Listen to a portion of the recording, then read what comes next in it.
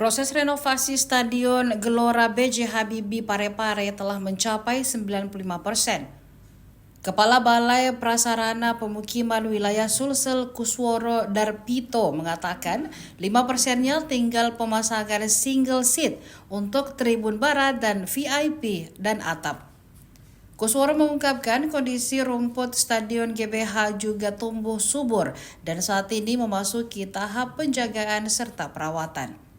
Kusworo mengatakan rumput Stadion GBH sudah sesuai dengan standar FIFA yang memakai jenis rumput Zoysia matrela. Ia menambahkan soal ketebalan akan diukur dan dilakukan tes pantul bola oleh PSSI.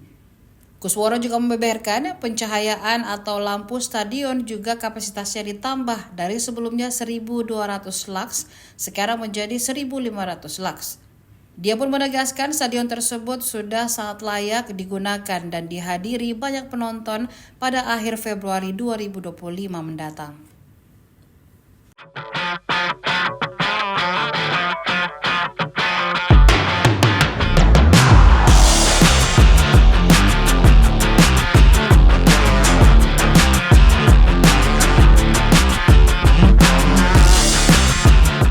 Download Tribun X sekarang, menghadirkan lokal menjadi Indonesia.